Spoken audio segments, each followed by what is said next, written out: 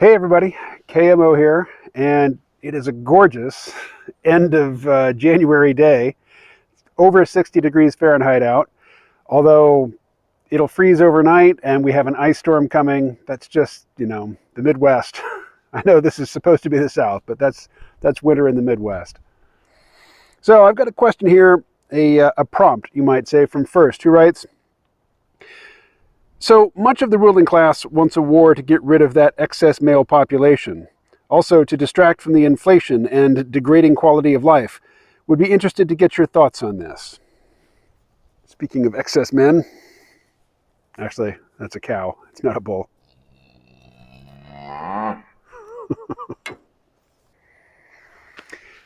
That's Halftail. She's going to go over to the fence and call for my mother to come out and feed her a bottle, even though she's old enough to have had calves of her own. She gets bottle fed.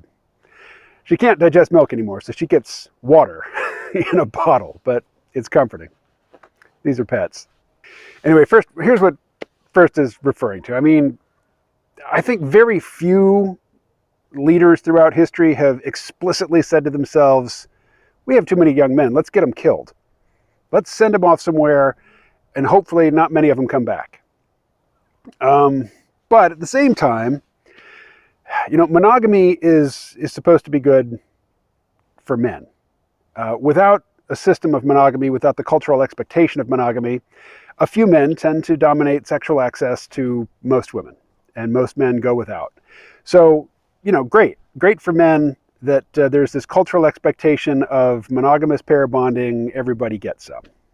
But for men who are in a situation where there's a lot more women than there are men, they get their choice or they get to have multiple partners, it's a good deal.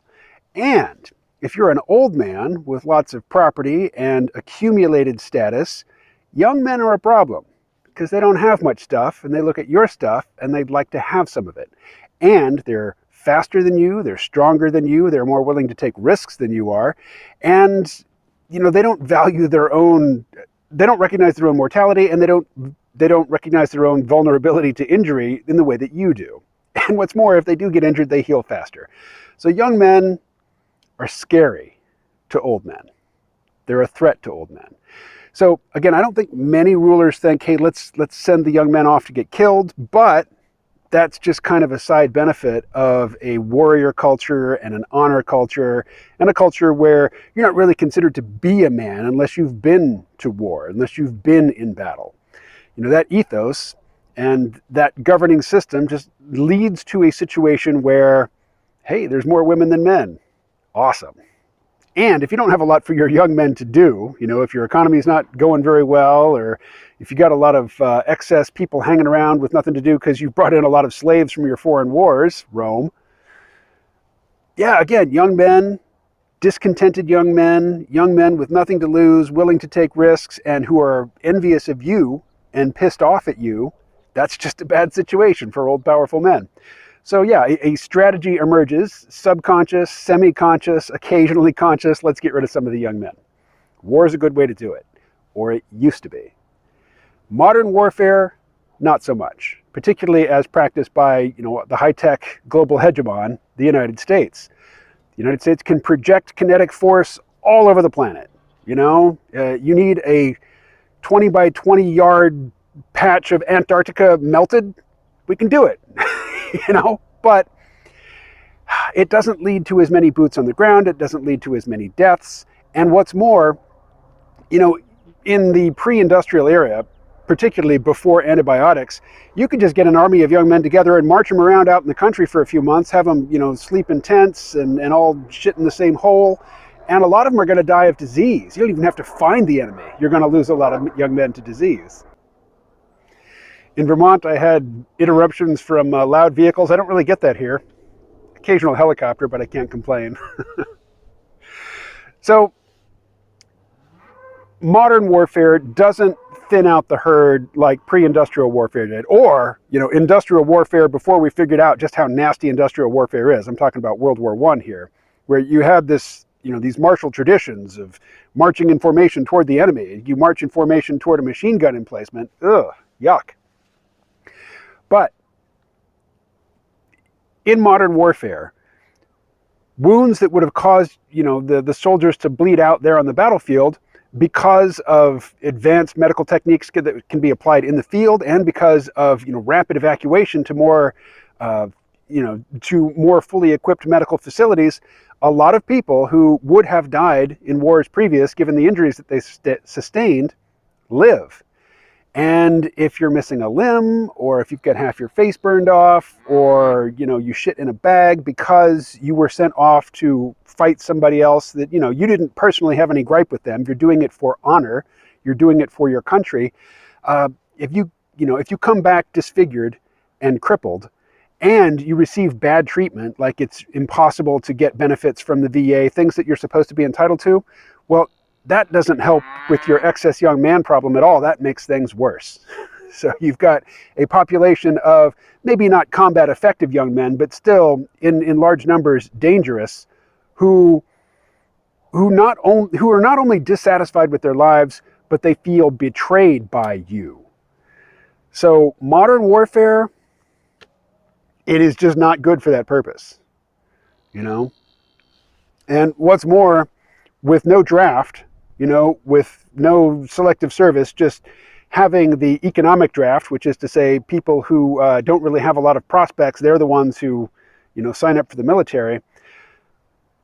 It leaves a lot of, it's just not a very effective way at getting rid of a lot of the young men that are excess to your society, and who cause problems.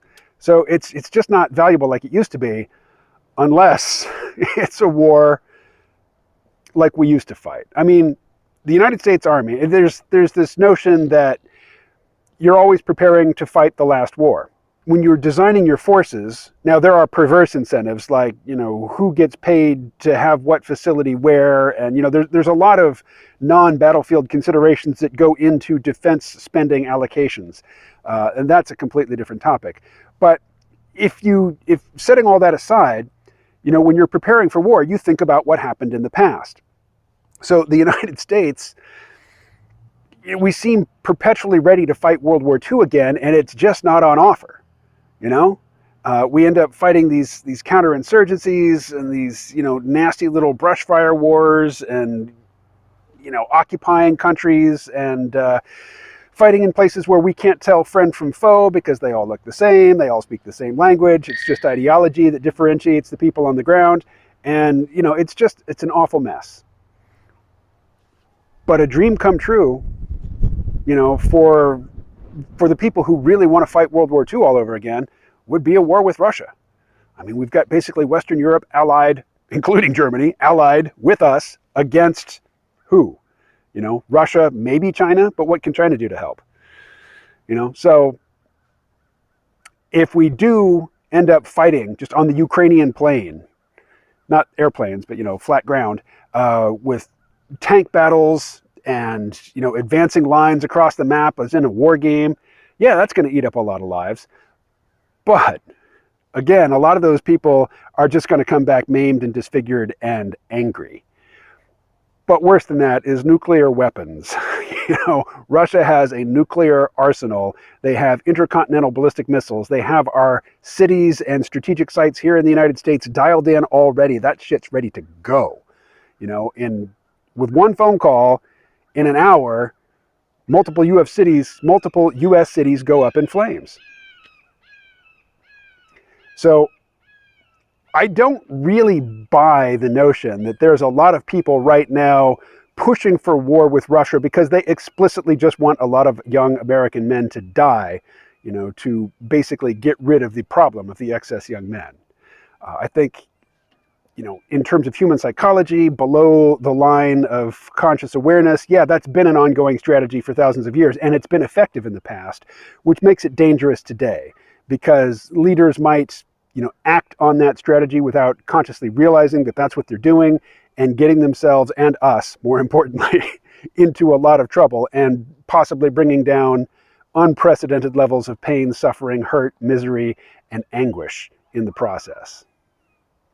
All right, and on that very happy note, I'm going to take a walk around the cow pasture and enjoy the sunshine. Talk to you later. Oh, that's a cat.